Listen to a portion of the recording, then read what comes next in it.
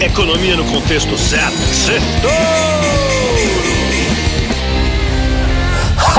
Boa noite, Brasil, ouvintes da Jovem Pan. Bem-vindos a mais um Sextouro. Resumo da semana econômica no contexto certo. Nesta semana, o presidente Donald Trump voltou e chegando. Ele tomou posse na segunda-feira para o seu segundo mandato como presidente dos Estados Unidos. Eu tive a honra de ser convidado para a posse e fui acompanhar tudo de perto. O Trump não saiu das manchetes na semana inteira e surpreendeu positivamente o mercado financeiro. Ele ajudou a derrubar o dólar para baixo de R$6 aqui no Brasil. Anunciou a Stargate, uma empresa da OpenAI, dona do ChatGPT, da Oracle, né, de dados, e do SoftBank, aquele banco japonês cheio de dinheiro. Juntas, essas empresas vão investir 500 bilhões de dólares em data centers nos Estados Unidos, o maior investimento em inteligência artificial de todos os tempos. O Elon Musk ficou bravinho porque o cara do ChatGPT, seu arqui-inimigo, e ele disse que a ideia não deve nem sair do papel, que essas empresas não têm o dinheiro suficiente para o projeto. Essa semana teve o importante Fórum Econômico Mundial em Davos, que reúne líderes políticos e empresariais, e o presidente da Argentina, Javier Milei, brilhou no evento.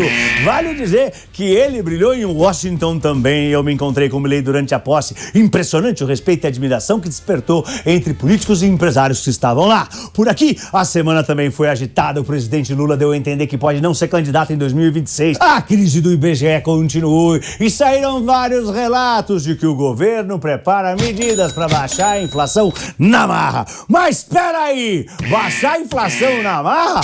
Funcionou aonde? Eu não me lembro de ter dado certo em nenhum país. Na semana, a bolsa ficou no 0 a 0, enquanto o dólar caiu 2,5% e fechou na casa dos 5,90. Vamos para os pontos que eu separei para o nosso Sextouro de hoje. Primeiro ponto: Trump toma posse. O Donald Trump chegou à Casa Branca com tudo na segunda-feira, dia 20 de janeiro, e eu pude ver a história acontecer de perto. Em Washington, na Arena Capital One, eu acompanhei o começo do segundo mandato de Donald Trump em um momento histórico, porque ele assinou numa mesinha, ao vivo, importantíssimas ordens executivas que mudam o rumo da política e da economia, não só nos Estados Unidos, mas para vários países do mundo. Foram momentos de muita emoção. O presidente Trump revelou o conteúdo de cada documento assinado e o público não conseguia conter o entusiasmo. Por exemplo, lá ele assinou a saída do Acordo do Clima de Paris, né, e disse que os Estados Unidos vão economizar $1 trilhão só com isso. A arena foi ao delírio. Ele tirou os Estados Unidos da Organização Mundial da Saúde, a OMS. A arena gritou como se fosse final de Copa do Mundo. Ele perdoou os 1.500 presos no 6 de janeiro, que ele chamava de refém. A arena explodiu, veio abaixo. Ele obrigou todos os funcionários federais a voltarem a trabalhar 100% presencial. Ele assinou uma ordem para estimular a produção de petróleo para derrubar os preços da gasolina e controlar a inflação. Teve até ola na plateia com a arena lotada. Foi algo majestoso, inesquecível. Mas ele surpreendeu por ter evitado assuntos espinhosos na economia. Surpreendeu por não ter atacado a China no primeiro dia de mandato. Ajudou o TikTok. Elogiou muito o presidente da China, Xi Jinping. Isso, pelo menos, agradou bastante o mercado financeiro. Na quinta-feira, ele disse que não quer nem colocar tarifas em produtos chineses. Então, pelo jeito, ele não quer uma guerra comercial, e sim um acordo comercial. Já os produtos dos vizinhos México e Canadá vão ser taxados em 25%. Já a Rússia, se não acabar com a guerra da Ucrânia, sofrerá uma taxação ainda maior. Vale dizer que, além de estimular a produção de petróleo, ele avisou que vai pedir para o OPEP reduzir os preços para reduzir a inflação, e dando certo, o Trump disse que vai pedir para o Banco Central cortar as taxas de juros dos Estados Unidos para estimular a economia. Segundo ponto: baixar a inflação na marra. Pode isso, Arnaldo? Um tema que circulou nas mesas de bolsa nessa semana, reacendendo as preocupações com a situação das contas públicas do Brasil, foi a de que o governo prepara medidas para baixar a inflação na marra. Um alerta amarelo acendeu na hora. A inflação fechou 2024 em 4,83%, acima do teto da meta. Como sabemos, o supermercado está caríssimo. De olho na recuperação da popularidade, o governo estaria estudando iniciativas para baratear os alimentos. A ideia seria criar uma rede popular como forma de diminuir o preço da comida. O ministro da Fazenda, Haddad, negou tudo. Rejeitou subsídios e chamou essas notícias de boataria que podem até parar a trajetória de queda do dólar. nas palavras dele. O ministro da Casa Civil, Rui Costa, disse que o governo não vai criar uma rede popular de alimentos, nem congelar os preços, nem criar subsídios. Bom, assim esperamos. Todo mundo sabe que intervenção artificial nos preços não funciona. Pior, medidas desse tipo minam a credibilidade da gestão macroeconômica de qualquer governo, puxam o dólar e geram mais inflação. Terceiro ponto, crise no IBGE.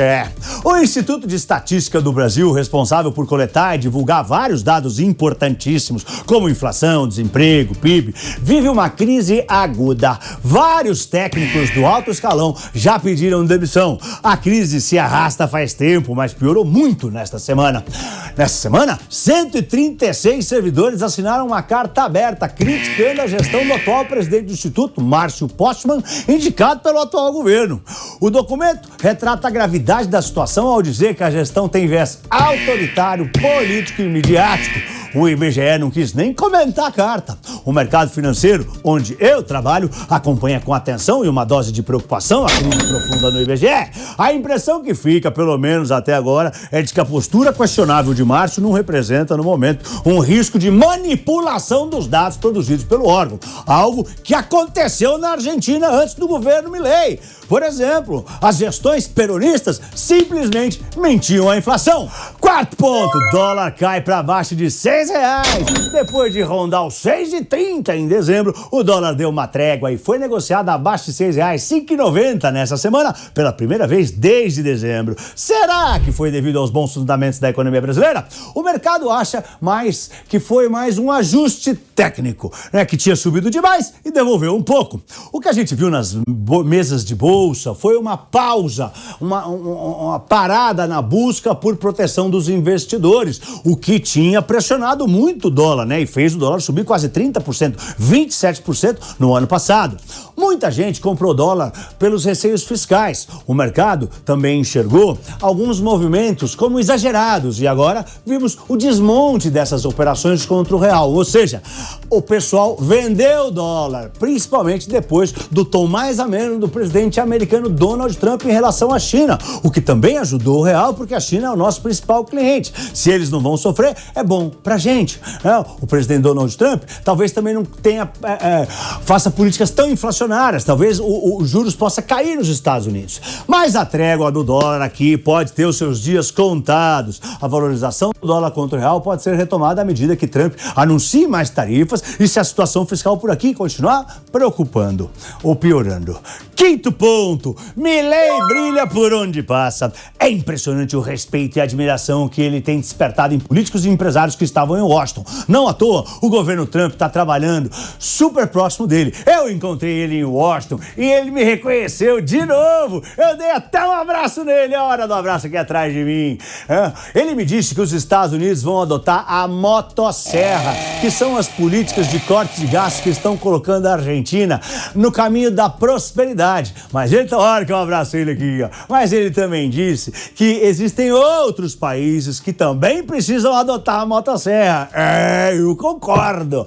Depois eu vi quando dezenas ou centenas de participantes, olha aqui, né, jornalistas cercam o presidente argentino, tentando falar com ele, cumprimentá-lo. Javier Milei também foi um dos grandes destaques do Fórum Econômico Mundial. Fez um discurso que foi super elogiado. Disse que a Argentina se tornou um exemplo mundial de responsabilidade fiscal, compromisso para cumprir as obrigações e fazer a inflação cair. A inflação lá despencou de 20% em janeiro do ano passado para 2,5% em novembro, 2,4% para ser exato, ajudado pelo corte de 35% nos gastos. É isso que é a motosserra! Ele disse também que pode discutir um acordo de livre comércio com os Estados Unidos fora do Mercosul. Em sua apresentação em Davos, ele disse que não se sente mais sozinho, um ano depois da sua primeira participação por lá. Como exemplo, ele citou o incrível Elon Musk, a primeira-ministra da Itália, Giorgia Meloni, o presidente de El Salvador, Nayib Bukele, e, claro, o novo presidente dos Estados Unidos, Donald Trump. Vale lembrar que a Argentina conseguiu seu primeiro superávit, o primeiro ano com superávit em 15 anos. Parabéns, Javier Milei! E pra semana que vem, a gente vai ter a Super Quarta com decisão de juros no Brasil e nos Estados Unidos. Terça-feira começa o feriado de Ano Novo na China. 5 das 7 magníficas da Bolsa de Nova York divulgam o seu balanço. É isso aí. Eu sou Pablo. Boa noite. semana em família. Ai, Torinho! Ai, Torinho!